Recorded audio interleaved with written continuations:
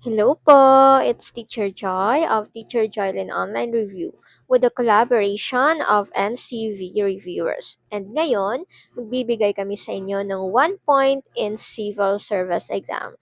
So we all know that malapit na yung Civil Service Exam this August 9 na. So pwede nyo po itong mapanood. At least may 1 point po kayo.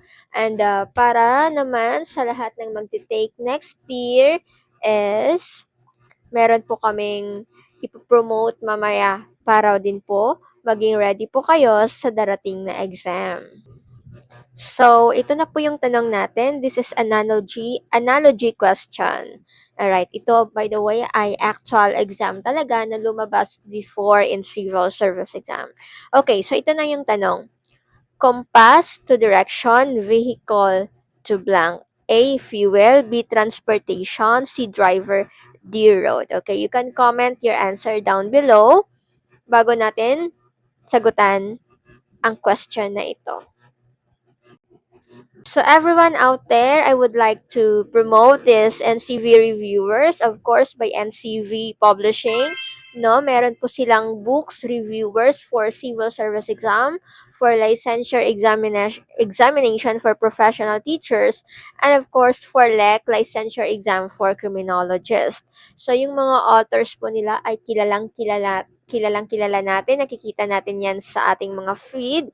So for CSE, professional and sub-professional, the authors are Miss Teacher Teaching, Riza Teaching Math with 500k followers with 3.6 million viewers, and Ma'am Lenore Marcel. For LEP naman is authored by Teacher Seppi with 1.3 million followers, of course with 1.5 million viewers. And for licensure exam for criminologies, our top 1, Sir John Michael Bundalian Amio, and our national lecturer, Franco Angelo Reyes. So, those NCV reviewers ay talagang trusted, legit, and TOS-based po sila. So, meaning to say, yung mga questions nila ay talagang alike sa ating actual exam and aligned sa ating table of specifications. So, hindi masasayang ang pera nyo dito sa NCV books natin.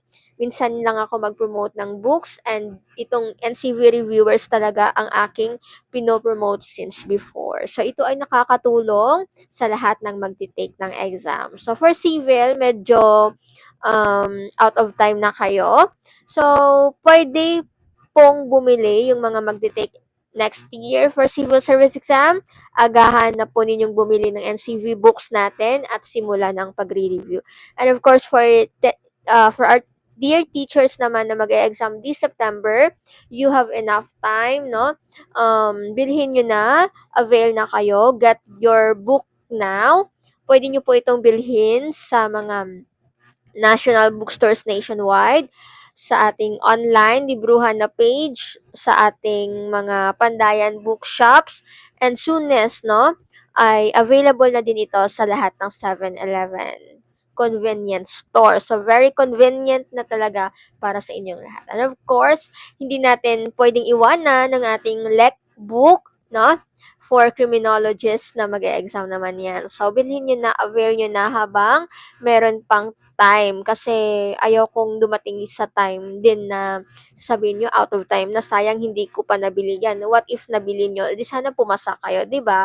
So yun, grab yours and yun lang, sana sabay-sabay kayong pumasa, and I know NCV reviewers is really helpful and trusted and legit na to ng lahat.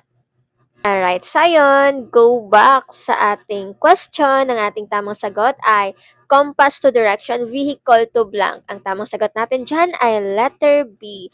So, bakit letter B? So, this is an object to its primary purpose or the function analogy. Ano ba yung function ng compass? Siyempre, para malaman natin yung direction natin. What about the vehicle? Ano ba yung function or purpose ng vehicle ng mga sasakyan? Of course, for transportation. So, that is letter B. So, transportation. Kaya tayo may mga sasakyan ay para sa ating mga lakad, no? Para magiging madali para sa ating transportation. Although yung fuel, letter A, yung driver, tsaka yung road, ay kailangan din natin yan for our vehicle. But the main purpose of our vehicle or yung ating sasakyan is para sa ating transportasyon. We all know that fuel or yung gasoline natin ay ginagamit natin yan para umandar, para ma-function yung vehicle, di ba? And yung driver natin, syempre sila yung nagdadala ng vehicle, yung masasakyan. Sila yung nagda-drive, nagda-function yan sa ating pupuntahan. And yung road natin, ginagamit din yan, of course. Kasi kung walang road, saan tayo pupunta? I mean, paano natin, saan 'di ba, saan yung magiging vehicle natin or anong magiging daan natin kung walang road?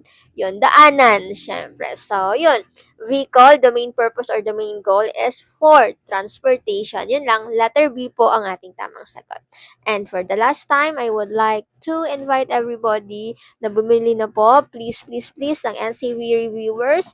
And ako na po mismo nagsasabi sa inyo, very trusted and legit. And of course, kapag bumili po kayo ng ating NCV reviewers, kapag malapit na yung exam nyo, pwede nyo po silang i-message ang NCV reviewer page, no? Meron po silang pa-free final coaching sa lahat na nag-avail ng kanilang libro. So, ayun lang. Maraming salamat. Once again, this is Teacher Joy. God bless everyone. Bye!